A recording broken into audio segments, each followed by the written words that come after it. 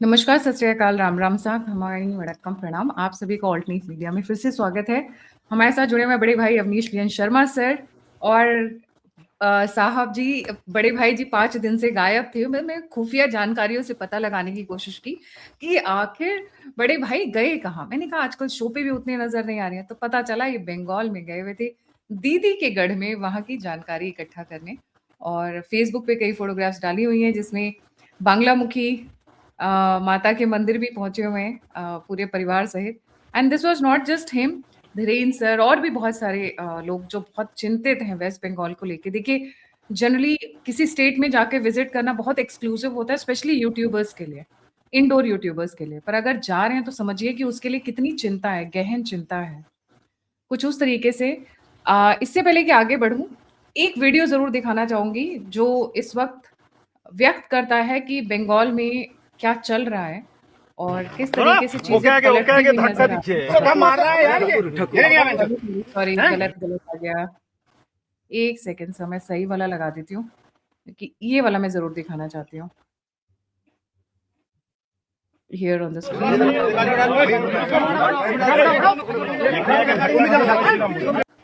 नहीं ये कौन है क्या क्या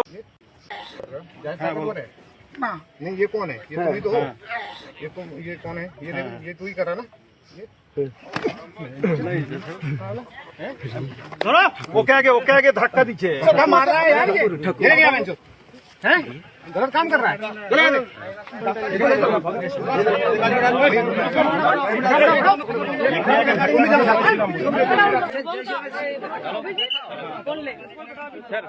अभी चलो सर फोन पे अभी तो आप जिम्मेवार आदमी हैं। गांव में ऐसा होगा नहीं, हमें बाद में गंदरगोल हुआ था, बाद में आया था। आप एक जिम्मेवार आदमी है। देखो सुनो,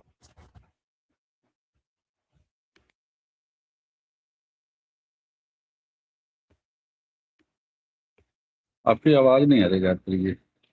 सॉरी, ये वीडियो क्या है? और इस वीडियो को लेके ममता बनर्जी बड़ी कवायद कर रही है। देखो, मैंने कहा था वो बंकर भर भर के ट्रक्स में आएंगे और आप लोगों को पीटेंगे, मारेंगे। क्या क्या एग्जैक्टली क्या है ये वीडियो? नहीं नहीं, ये इस तरह की कोई घटना नहीं है। दरअसल ये साहब टीएमसी के एक लीडर हैं, जहां तक इस वीडियो का सवाल है। और बीजेपी के कैंडिडेट की गाड़ी पर पथराव हुआ था, तो बाकायदे जो सेंट्रल एजेंसी है उसने पहले मोबाइल में, अगर आप देखें तो वो वीडियो साफ कह रहा है, वो वेरीफाई कर रहे हैं, पहचानवा रहे हैं ये तुम ही हो ना, और वो पत्थर फेंकते हुए नजर आ रहे हैं। तो उसके बाद उनका जो है प्रथम उपचार जो है वो सेंट्रल फोर्सेस कर रही है। और गायत्री जी, मैं बताऊं आपको, 5 दिन का मेरा प्रवास था। मैंने प्रयास किया कि नॉर्थ कलकत्ता और साउथ कलकत्ता और उसके अलावा जो 24 परगना और उधर ग्रेटर कलकत्ता का कुछ जो हिस्सा है, शुरुआत मैंने भवानीपुर से, क्योंकि कहते हैं ना हमारे यहाँ की भाई पतीले का चावल जो है वो किस हाल में है, तो एक दाना, तो अब एक दाना अगर आपको अर्बन बंगाल मैं दरअसल बंगाल में जो भारतीय जनता पार्टी की सबसे कमजोर कड़ी है, और वो है अर्बन बंगाल। अगर मैं मोटे तौर पर कहूं तो अर्बन बंगाल, खासतौर से आप पिछला परफॉर्मेंस भी देख लीजिए। अगर पूरे भारत में, मतलब ये अजीब सा एक कंट्राडिक्शन है, पूरे भारत में भारतीय जनता पार्टी जो है वो अर्बन पार्टी कही जाती थी, और उसके ऊपर एक ये आरोप भी लगाता था विपक्ष कि भाई ये शहरी पार्टी है, शहर के लोगों की पार्टी है, इसका गांव से कोई मतलब नहीं। खैर, अब तो उनका विस्तार हर जगह है। बंगाल में इसका उल्टा है। अगर न सिर्फ आप बंगाल में भारतीय जनता पार्टी की मौजूदगी देखिए, या उनके जो भी 77-70 नंबर या इलेक्शन के हिसाब से जो उनकी परफॉर्मेंस है, आप देखेंगे तो बंगाल में गांव की पार्टी है बीजेपी। जो उसकी सबसे कमजोर कड़ी है, वो उसकी कमजोर कड़ी है साउथ कलकत्ता और उसके अलावा जो है बाकी जो अर्बन बंगाल है। तो वहां अगर भारतीय जनता पार्टी कुछ अचीव कर सके तो वो एक नया खाता होगा, और ये तृणमूल का स्ट्रांग बेस है। मैंने जो महसूस किया, देखिए, आप मतदाता का चरित्र देखिए कहीं भी। जब हम लोग राजस्थान के मतदाताओं के या चुनाव का विश्लेषण करते हैं तो एक फैक्टर हमेशा रखते हैं ना कि हर 5 साल के बाद रोटी बदलता है। हिमाचल के बारे में जब हम लोग बात करते हैं, बंगाल में ऐसा नहीं है। बंगाल एक लंबे वक्त तक किसी को चांस देता है, और उसके बाद उसके स्थान पर किसी दूसरे को चुनने के लिए कभी वोटिंग नहीं करता। ये बड़ी महीन बात है गायत्री जी। मैं इसलिए दर्शकों को कहूंगा इस पर ध्यान दीजिएगा। मैं उदाहरण अभी आपको बता दूंगा। कभी वो ये, जैसे क्या हुआ कि मोदी लाएंगे, एक वो इस तरह का मनोभाव था जिसमें ये नहीं था कि कांग्रेस की सत्ता को हटाएंगे। अरे ये तो अलग है, मोदी को लाएंगे या फलाने सरकार को लाएंगे तो कांग्रेस को हटाएंगे, ये मोड था, mood of the nation. Bengal में यह प्रवृत्ति कभी नहीं पाई गई। बंगाल ने हमेशा किसी को हटाने के लिए वोट किया। अब कौन सत्ता में आएगा यह हमेशा इस पर डिपेंड रहा कि कौन सामने अपने आप को विकल्प के रूप में प्रस्तुत कर रहा है। यही होता है। अब देखिए 25 साल की कांग्रेस की सत्ता के बाद उसने यही किया और लेफ्ट को ले आया। उस समय लेफ्ट ने अपना काडर पूरे बंगाल में फैलाया और उस ग्राउंड पर लेफ्ट आ गई। लेफ्ट के बाद उसने लेफ्ट की सत्ता को हटाने का प्रयास किया और तब जब मन बनाया तो 2011 में ममता बनर्जी सामने थी, वो ममता बनर्जी को उसने चांस दिया। इस बार बंगाल ममता बनर्जी को सत्ता से हटाने के लिए वोट कर रहा है। ये उसकी पहली प्रायोरिटी है, बाई प्रोडक्ट है, उसका साइड इफेक्ट है कि जो भारतीय जनता पार्टी अपने आप को बंगाल में विकल्प के तौर पर प्रस्तुत कर रही है तो उसको चांस मिलेगा। पहले तो ये मानसिकता, यानी बंगाल में ममता को सत्ता से हटाने का संकल्प ये समाज ने लिया। और इसका आपको मैं बताऊं बहुत बड़ा अंतर, ऐसा नहीं है कि मैं पश्चिम बंगाल से अभी अभी 5 दिन रह के चला आया, ऐसा नहीं है। हमने लेफ्ट के समय भी मैं बंगाल के समाज और उसकी राजनीति को महसूस किया है। ममता जब आई थी 2011 में, तब भी उस समय मैं असम हुआ करता तो अक्सर बंगाल आता था। बंगाल बोलने लगा है, यह सबसे बड़ा है। और अर्बन बंगाल में आपसे कहूंगा, मेरे चैनल पर वीडियो पड़े हुए हैं, वॉक एंड टॉक हमने 2 किया है, एक आज चल रहा है, वो भी हमने कलकत्ता से ही किया। भवानीपुर में लोग साफ तौर पर बदलाव की बात कर रहे हैं, ये महत्वपूर्ण है। अब इस वीडियो से जहां से आपने शुरुआत की तो मैं इसके इम्पैक्ट को बताऊं। भाई आप पत्थर चलाएंगे तो ये तो एक उसकी सजा, यानी कड़ी सजा यहां तक आपको दी जाएगी। दूसरा, ये जो सेंट्रल फोर्सेस का डिप्लॉयमेंट है, मैंने मतलब आप सोचिए, मैं साल्ट लेक की तरफ से आ रहा था, मैं इधर पार्क एवेन्यू साइड शेक्सपियर सरनी की तरफ, जो वही आपके भवानीपुर विधानसभा का ही क्षेत्र है। आप सोचे करीब 15 किलोमीटर के बीच में 7 से 8 बार गाड़ी चेक होना।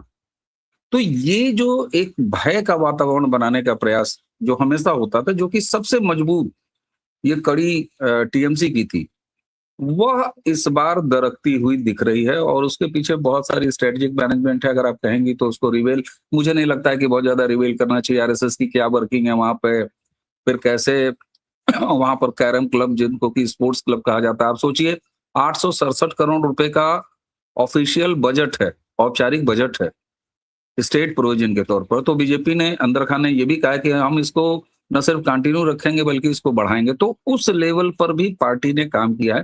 तो पब्लिक का सेंटिमेंट ये ममता बनर्जी के खिलाफ है और इसकी अभिव्यक्ति हो रही है। हमने 2021 का भी चुनाव देखा था, उससे इसमें जो सबसे बड़ा फर्क दिखाई दे रहा है कि पब्लिक बोल रही है। सोशल मीडिया अगर आप देखेंगे तो 2021 में सोशल मीडिया तक में आपको बहुत ज्यादा अभिव्यक्ति दिखाई नहीं देती थी। आप किसी भी सोशल मीडिया पर जितनी अभिव्यक्ति 2021 में दिखाई देती थी वेस्ट बंगाल को, आज सोशल मीडिया छाया हुआ। मैं रहा 5 दिन तो उसका असर आप मेरे न्यूज फीड पर देखेंगी। वेस्ट बंगाल के इतने अनगिनत वीडियोस वो लगातार सोशल मीडिया में आ रहे हैं, प्रवासी। और एक बड़ा महत्वपूर्ण जो इलेक्शन पॉइंट ऑफ व्यू या मैनेजमेंट पॉइंट ऑफ व्यू से जिसको मैं महसूस करके आया, बंगाली बनाम बाहरी शून्य है गायत्री जी। जो ममता बनर्जी ने बार बार इस्टेब्लिश करने का प्रयास किया कि ये बंगाली जमीन पर आके जो है गुजराती चुनाव लड़ते हैं, बिहारी चुनाव लड़ते हैं, अगर बीजेपी की सरकार आई तो बिहारियों की सरकार आ जाएगी, गुजरातियों की सरकार आ जाएगी, ये जमीन पर शून्य है। और ब्रांड मोदी उनकी क्रेडिबिलिटी है। और एक महत्वपूर्ण और, वह बहुत ज्यादा, आप अगर पूछिएगा कि बंगाल का चुनाव किसके इर्द गिर्द पोलराइज हुआ है, क्या ये हिंदू मुसलमान है? मैं पहले बात में कहूंगा नहीं। आपको थोड़ा अजीब लगेगा, लेकिन मैं कह रहा हूं नहीं। दरअसल बंगाल का चुनाव बीजेपी ने पोलराइज करा दिया है। महाजंगल राज, तोलाबाजी, गुंडई, अभाव, विकास, डबल इंजन यानी केंद्र की योजनाओं का लागू नहीं होना, वुमेन जैसे यस, पे कमीशन, कर्मचारियों की तनख्वाहें, इन जैसे परफॉर्मेंस और जो डेली लोगों को सीधा हिट कर रहा है। और उसके साथ वो ये भी बता रहे हैं कि ममता बनर्जी अगर 1500 दे रही हैं तो हम 3000 की स्कीम लेके आए हैं ममता बनर्जी। और साथ में कैरम क्लबों तक को ये संदेश दिया है कि देखो तुम्हारा ताना बाना इसी तरह चलता रहेगा, जो तुम जैसे हो तुम्हारा ही नेटवर्क चलेगा, तो तुम इससे परेशान हो। और यही वजह थी कि अभी परसों तो कांग्रेस के एक एमएलए ने कहा है, वो वीडियो तैर रहा है कि साहब ये दिन में हमारे साथ दिखाई देते हैं, रात में जाके भाजपा के प्रचार में लग जाते हैं। तो मैं बार बार एक चीज कह रहा था, मुझे बाहर से भी महसूस हो रहा था कि इस बार स्मार्ट तरीके से भाजपा ने अपना कैंपेन बंगाल में बंगाल के लिए बंगालियों द्वारा लड़ते जैसा ये बना दिया है। तो बाहरी जैसा कुछ नहीं है, ब्रांड मोदी को आजमाने की चाह है और ममता के खिलाफ वातावरण है, ये तीनों मिला के। और मैं एक चीज जो नया परिवर्तन देख रहा हूं, देखिए किसी पार्टी का 2 से 77 पे आना की छोटी बात नहीं होती। एक बार 38% वोट परसेंटेज अपने पास लाने के बाद उसको संभाले रखना ये छोटी बात नहीं होती। अब बाहर वालों के लिए मैं 2 बात करूं, हम जैसे लोग जो बंगाल के बाहर बैठे रहते हैं, हमको सबसे पहले ये लगता है कि 21 में जो हिंसा हुई उसको भारतीय जनता पार्टी ने ठीक से हैंडल नहीं किया और लोगों में ये गुस्सा होगा कि भाजपा ने हमारा साथ छोड़ दिया और हमको यहाँ कटने मरने के लिए छोड़ दिया। ऐसी एक फीलिंग कई बार मैंने महसूस किया है। मैं सच बताऊं आपको कि अगर वहां पर लोगों को भरोसा है तो यही भरोसा है कि भारतीय जनता पार्टी ही आएगी तभी हम सुरक्षित हैं। तो ये कोई भाव नहीं है। और एक और चीज, मुझे सड़कों पर आप ये मत कहिएगा कि लोग निकल के सड़कों पर चल रहे हैं, नहीं, लेकिन एक भाव होता है ना कि लोग कैसे ईवीएम की तरफ निकलेंगे, पोलिंग बूथ तक कैसे निकलेंगे, वो यात्रा महत्वपूर्ण होती है, सड़कों पर चलना नहीं। जनता बीजेपी से 2 कदम आगे चलती हुई दिखाई दे रही है परिवर्तन को लेके, ये बहुत स्ट्रांग। मैं आपको बताऊं, भवानीपुर में ममता बनर्जी के केवल 50 मीटर उनके घर से हम थे, वो पुंडीर साहब के साथ वीडियो भी है हमारा। अचानक एक महिला, हम लोग यह संकोच कर रहे थे कि भाई यहाँ बोलना नहीं होता है ना, ये लोग बोलते नहीं है तो हम अप्रोच भी ना करें उनकी सुरक्षा के लिए। वो महिला हमारे सामने आई, न सिर्फ वो आई, अपनी भाभी को बुलाया उन्होंने, अपनी माँ को बुलाया, वो अपने मायके में थी, उन्होंने साफ तौर पर कहा कि बदलाव होगा तो अच्छा होगा। यानी बुला के अपनी अभिव्यक्ति देना, यह हम कम से कम अर्बन बंगाल से महसूस नहीं कर रहे थे। आप टुकड़े टुकड़े में कैब वालों से बैठेंगे तो हर, मतलब मैं अगर परसेंटेज में आखिरी आधे सेकंड में बोलूं तो मैं अगर 10 आदमियों से मिल रहा था तो उसमें से 8 से ऊपर आदमी ये कह रहे थे कि बदलाव होना चाहिए। अब ये पोल में परिवर्तित ना हो ऐसी कोई वजह मुझे नजर नहीं आती। तो मुझे लगता है कि बंगाल में परिवर्तन अवश्यंभावी है और वो पब्लिक करने जा रही है, मैंने जो महसूस। इस बार काफी रेजिग्नेशंस भी हुई हैं टीएमसी की तरफ से। जिस दिन अमित शाह जी ने वो लॉन्च किया था, अपना मेमोरेंडम लॉन्च किया था, संकल्प पत्र क्या इस बार उन्होंने शायद भरोसा पत्र कहा है ना? हाँ, भरोसा पत्र कहा है। जिस दिन उन्होंने लॉन्च किया उस दिन तो हिली एरियाज में, ट्राइबल एरियाज में इन मास बीजेपी लोगों ने ज्वाइन किया है और टीएमसी से रेजिग्नेशंस भी शुरू हो चुके हैं। कई लोगों ने अपने विड्रॉ करने की भी बातचीत चल रही है, कई लोग अपने विड्रॉ कर रहे हैं नॉमिनेशंस। तो सर यहाँ पे एक चीज आपने बड़ी इंटरेस्टिंग की कि लोग सामने आकर बोल रहे हैं, मतलब डर से इतना भी ना डराओ कि डर का डर खत्म हो जाए। ममता बनर्जी का डर अब लोगों में खत्म होने लग गया। मैं ये बोलूंगी कि उन्होंने इतना ज्यादा कर दिया कि अब लोगों को फर्क नहीं पड़ रहा है, because they know this is the last. अब इसके बाद तो फिर वो बांग्लादेश ही बनेगा, वेस्ट बंगाल भी। कुछ कहीं तक वो वाली मेंटालिटी मुझे निकलती हुई नजर आ रही है जी। ये जो आपने अभी अंत में कहा ना कि ऐसा है कि अब नहीं तो कभी नहीं, ये कई जगहों से इस तरह की बात सुनाई दे रही है, इसलिए मैं इसको तो वैसे भी एड्रेस करता अगर आप नहीं भी कहती। देखिए, कोई भी चुनाव जो है ना, किसी भी राजनीति में इस तरह की कोई चीज नहीं होती।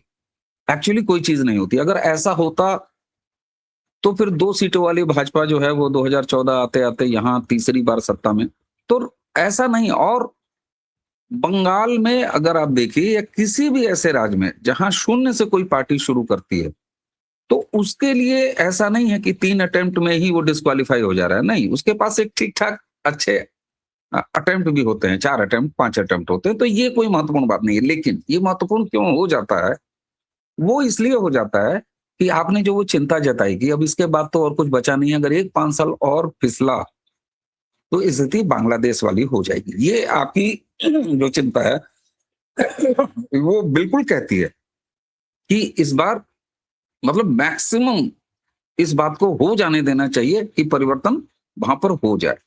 अब एक चीज मैं आपको बताऊं, एक और बड़ा फैक्टर हुआ है जिसको एसआईआर का जो एक असर है। देखिए, एसआईआर में एसआईआर पे जाने से पहले एक बड़ी मजेदार वीडियो दिखाती हूँ। ममता बनर्जी इस वक्त बड़े उसमें जोश में है, और वो जोश थोड़ा ज्यादा ही गड़बड़ नजर आ रहा है मुझे, क्योंकि जिस तरीके की वीडियोस ममता की इस बार हिडिंबा हिडिंबा नहीं चल रहा है, इस बार कुछ और चल रहा है।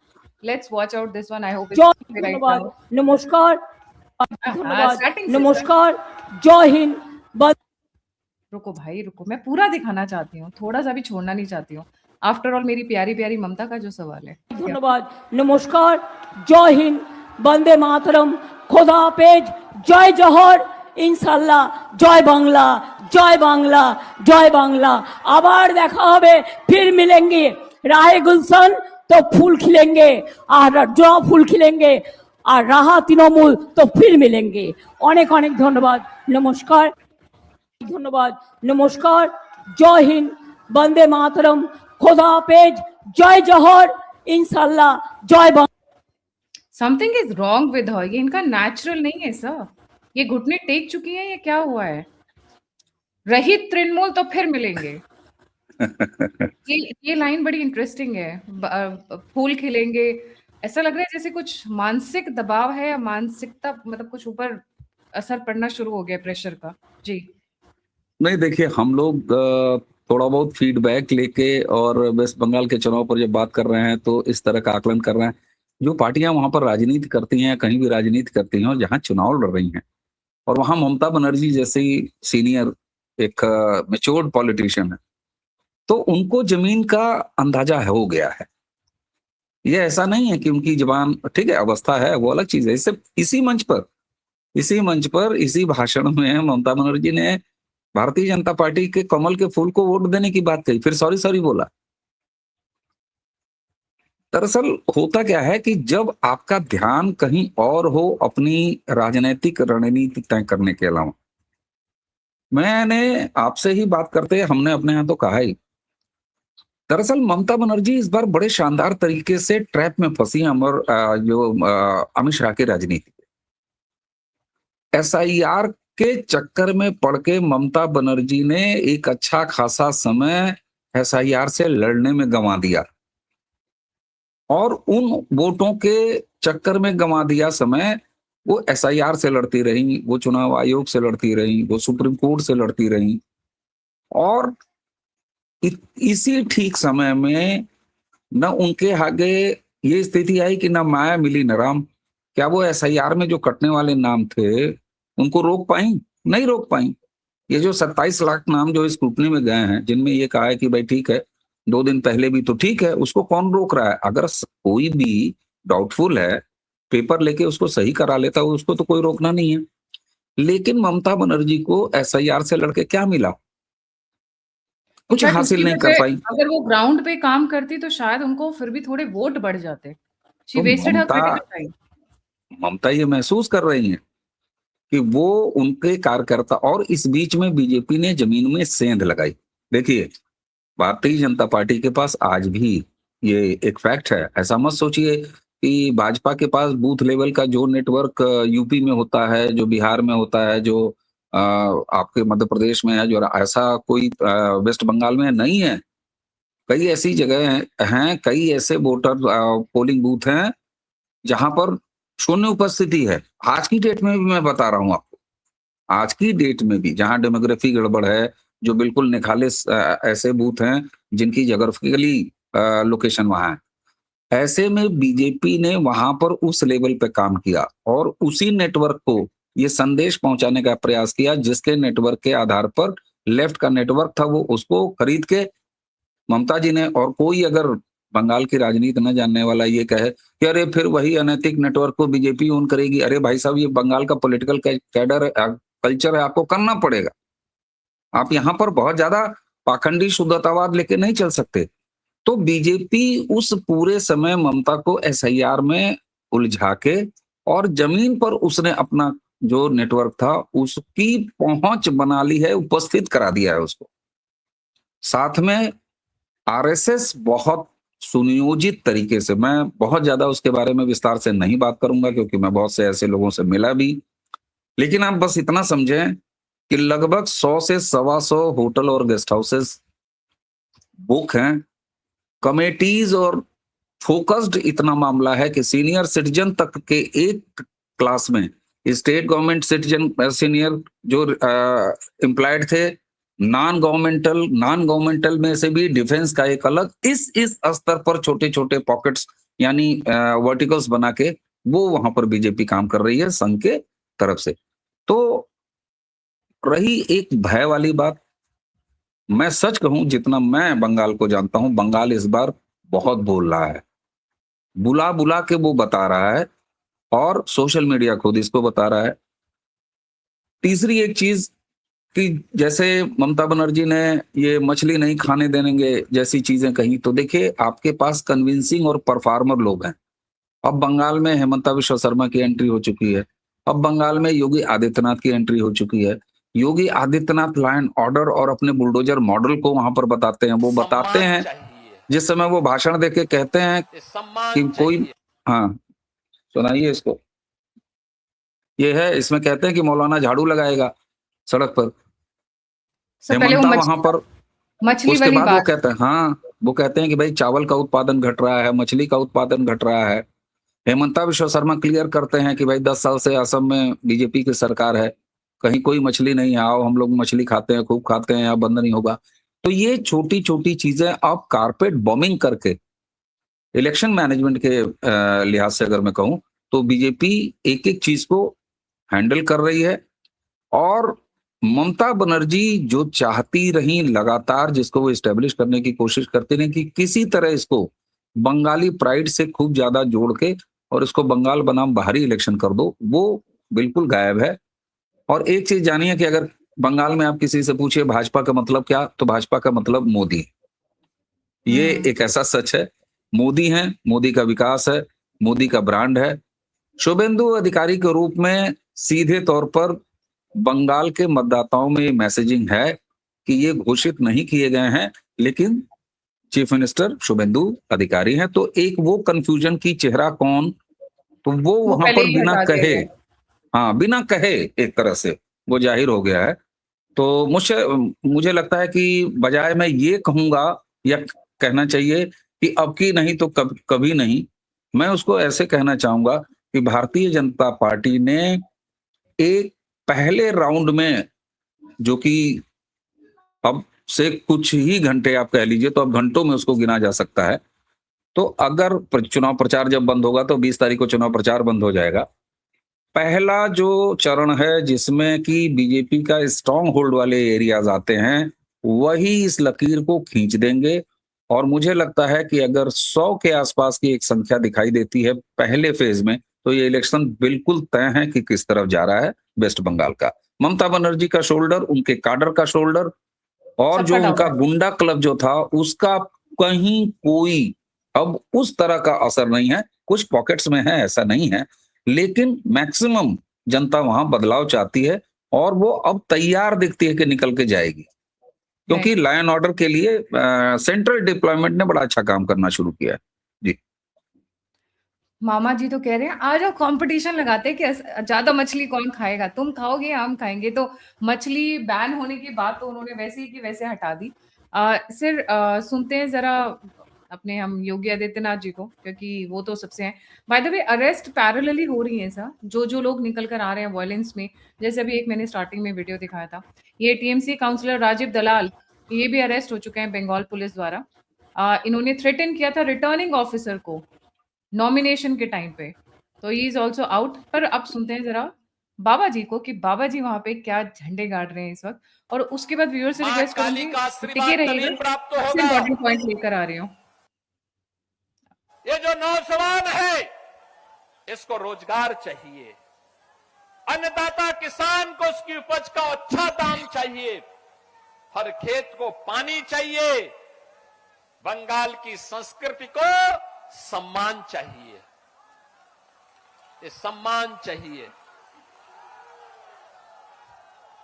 मां काली का आशीर्वाद तभी प्राप्त होगा जब हम अपनी संस्कृति की रक्षा करेंगे।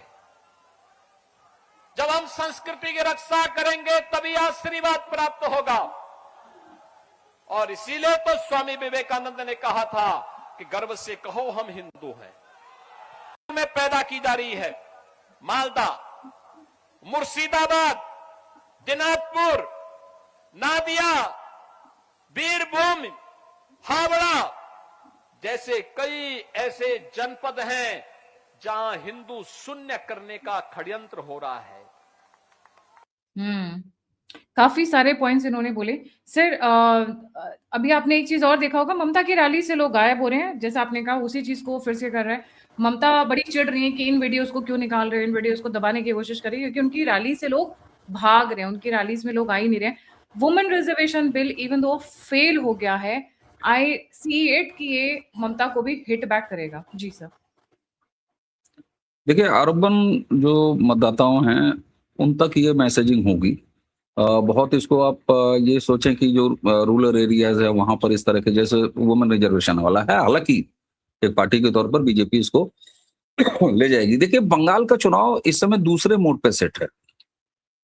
मैंने एक बात कही थी, अभी आपने योगी जी को जब बोलते हुए सुना है, तो वो कई जगह न सिर्फ अपना जो लाइन ऑर्डर का मॉडल है उसको पेश कर रहे हैं यूपी वाले, बल्कि बंगाल में इस बार बीजेपी का कैंपेन बंगाल की दुर्दशा को दुरुस्त करना, उसको पहचानना और उसको वहां के लोगों को बताना। मछली उत्पादन की बात करना, चावल उत्पादन की बात करना, इंडस्ट्री की बात करना, पे कमीशन की बात करना, ये वो मुद्दे हैं जिनको आप अगर जनता तक पहुंचाएंगे तो उससे उसका निजी सरोकार है, उससे आप उसके प्राइड वाले खेल को कभी हवा नहीं दे पाएंगे। अगर आप मान लीजिए कोई प्रयास कर रहा है तो आप वहां नहीं जाते हैं, वो डेवलपमेंट के लिए। बीजेपी लोकल स्तर पर वहां कैंपेन में जय श्री राम बिल्कुल है, एक सेंटिमेंट है, वो एक कॉमन ग्लू है, लेकिन उसके साथ लोकल इश्यूज पर, पलायन के मुद्दे पर, उस पर फोकस कर रही है, लॉ एंड ऑर्डर के मुद्दे पर फोकस कर रही है, यहां तक कि सफाई के मुद्दे पर फोकस कर रही है। मैंने जितना अर्बन बंगाल में देखा, जो मैंने फीडबैक मंगाया जो रूरल बंगाल में किस तरह के कैंपेन चल रहा है, वहां पर जो टीएमसी से प्रभावित और एक पैदा किया हुआ पूरा जो एक नोचने खासने का, तोलाबाजी का कल्चर, उससे निजात दिलाने की बात, साथ में सरकारी योजनाओं को जो ममता बनर्जी नहीं वहां पर लागू करती थी उनको लाने की बात। आप अगर सोशल मीडिया पे देखें तो आपको प्रवासी बंगालियों के इतने ज्यादा हजारों की संख्या में आपको वीडियोस तैरते हुए दिखाई देंगे इस समय, जिसमें वो बाहर पलायन करके काम कर रहे हैं और वहां से वीडियोस किस तरह से ट्रेनों में, आप अगर पता करिए तो ट्रेनों की आवक जो टुवर्ड्स बंगाल है उसमें बहुत ज्यादा रश चल रहा है, और बाहर प्रवास कर रहे जो बंगाली हैं वो अपने गांव अपने शहर वापस पहुंच के और वो मतदान के लिए पहुंच रहे हैं। तो मैंने आपसे कहा कि बंगाल ने इस बार किसी भावनात्मक जो कोई भी ऐसा प्रचार है उसको महत्व नहीं दिया है। ममता बनर्जी की मजबूती अपनी लाख असफलताओं पर नारे बंगाली प्राइड, बंगाली अस्मिता, करबो लड़बो जीतबो, माँ माटी मानुष, इस पर भाव आधारित बनाया था। बीजेपी ने इसको परफॉर्मेंस के आधार पर लाके पटक दिया है, और इसमें जो सबसे कॉमन ग्लू काम कर रहा है, बीजेपी ने बहुत लंबे अरसे के बाद बंगाल में हिंदू अस्मिता को बंगाली प्राइड के साथ बहुत शानदार तरीके से ब्लेंड कर दिया है। ये आपको जमीन पर दिखाई देगा। वहां पर आपको यूपी की तरह कोई नरेंद्र मोदी जिंदाबाद, जैसे यूपी में क्या है, यूपी बिहार या बाकी प्रदेशों में क्या है, अगर आप अखिलेश के समर्थक एरिया में पहुंच जाइए तो वहां बड़े शानदार से, और उसमें कोई हम लोगों को अजीब नहीं लगता, अखिलेश भैया जिंदाबाद के नारे आपको सुनाई दे जाएंगे, योगी आदित्यनाथ के नारे उनके समर्थकों। बंगाल में ये नहीं होता है, कभी नहीं होता है। लेकिन आप यह सोचें कि बंगाल में बदलाव की बात करते करते अंत में धीरे से वो जय श्री राम बोल देगा। ये जो परिवर्तन है, एक कॉमन ग्लू, एक हिंदू आइडेंटिटी को बंगाली प्राइड के साथ, बंगाली आइडेंटिटी के साथ मिक्स कर दिया है। जय श्री राम जब वहां पर कॉमन हो गया है बोलते समय, तो आप समझ रही हैं ममता बनर्जी जय श्री राम से क्यों चिढ़ती थी। आप सोचें कि हिंदू आइडेंटिटी दबी रहे, कहीं कुचली रहे, बंगाली प्राइड के मुकाबले वो यूज ना हो पाए। यहां तक कहा गया कि दरअसल माँ दुर्गा जो है वो बंगाल में कोई देवी नहीं है, ये बंगाल की बेटी हैं। हम तो इनको मांस भी चढ़ाते हैं, हम तो इनके पूजा में मांस भी खाते हैं। तो माँ दुर्गा तक को हिंदू देवी से अलग करने का प्रयास, एक राजनीतिक प्रयास। बीजेपी ने इसके जवाब में जय श्री राम को सर्व स्वीकार तौर पर, और ममता जिस तरीके से एक एंटी हिंदू बनाने के नाम पर ही आपकी बंगालियत जिंदा रहेगी, ये जो राजनीति गढ़ी थी जिसकी शुरुआत लेफ्ट के समय से हुई थी, वो ब्रेक डाउन हो चुकी है। तो एक बॉन्डिंग सनातनी हिंदू आइडेंटिटी, और मैं एसआईआर पर वो उस बात को अटक गया था, आपने वीडियो दिखाना शुरू कर दिया था। मैं एसआईआर के बारे में दो छोटी छोटी बातें कहूंगा। हम लोगों ने बहुत बात कर दी कि जो 10% का वोट शेयर था, मैंने कई बार कहा कि उसको एसआईआर ने पाट दिया, चलिए हटा देते हैं, ये बात भी हटा देते हैं। ये एक फायदा है, ये एक फायदा वो है कि दोनों की राजनीतिक जमीन बराबर हो गई। एसआईआर ने एक भाव और जगाया है। बंगालियों ने, चाहे वो छोटे मध्यम शहर हों, चाहे वो कस्बे रहे हों, चाहे वो मेट्रोज रहे हों, बड़े शहर, उन्होंने खुली आंखों से देख लिया है कि बाबा रे बाबा, इतना सारा बांग्लादेशी हमारा बीच में रह रहा था। आप सोचिए, चलते हुए ऊबर का ड्राइवर जब मुझे ये बताता रहे कि साहब ये बेलतला का इलाका में इधर आप देख रहा है पूरा पॉलिथीन, इधर देख रहा है पॉलिथीन, हमने कहा हाँ, बोले सब बांग्लादेशी है। आप लोगों को लग रहा होगा सब भाग गए, अभी भी बहुत है, सबको भगाना है। अब आप सोचिए उसका अगला वाक्य, सबको भगाना है। वो जोर से चिल्ला के नहीं कहेगा कि मोदी को लाना है, बीजेपी को लाना है। बंगाल इस रूप में बोल रहा है, क्यों? क्योंकि भाजपा ने बड़ी सफलता से उसको उसके समस्याओं की पहचान करा दी है। और लास्ट वाक्य में बोलूंगा, समस्याओं की पहचान करा दी है बीजेपी ने। और मैंने जो जहां से शुरुआत किया था कि बंगाल हमेशा सत्ता से हटाने के लिए वोट करता है। 25 साल में कांग्रेस के साथ यही किया, 32 साल में लेफ्ट के साथ यही किया, 15 साल में यही ममता बनर्जी के साथ करने जा रहा है। सामने जो विकल्प बन के खड़ा है उसकी सत्ता आ जाएगी। तो मैं तो कई लोगों को मजाक में कह रहा हूं कि भाजपा चुनाव जीत नहीं रही है बंगाल में, ममता बनर्जी चुनाव हार रही। जी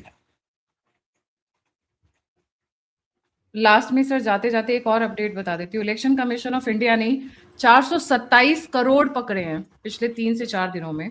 और उसके साथ में मदिरा पान और ये पान वो तो आपको पता ही हो, जो गाड़ियों में भर भर के जाता है। और उन्होंने स्पेशली रूल्स एंड रेगुलेशंस निकाल रखे हैं कि जिस भी गाड़ी में कैश या लिकर पकड़ा जाएगा एक प्रिस्क्राइब लिमिट के से ज्यादा, वो सब के सब हवालात में वो जब्त हो जाएंगी गाड़ियां, और इलेक्शंस के बाद ही मिलेंगी। तो ये जो गाड़ियां लेकर घूमने निकलते थे बहुत ज्यादा, गाड़ी लंबी लंबी लाइंस में लगाकर, उस पे भी बहुत जल्दी उस पे भी रोकथाम शुरू हो चुकी है। सो लेट्स सी, 4 मई को पता चलेगा कि एक्चुअली में ये सारी चीजें कितनी कामयाब हो रही हैं और कितना जो बदलाव की जो हवा है वो कितनी तेज है। मुझसे किसी ने एक चीज कही थी और मैं वो रिपीट करना चाहूंगी, अगर बंगाल वोट देने निकल पड़ा तो ममता भागती हुई नजर आएंगे।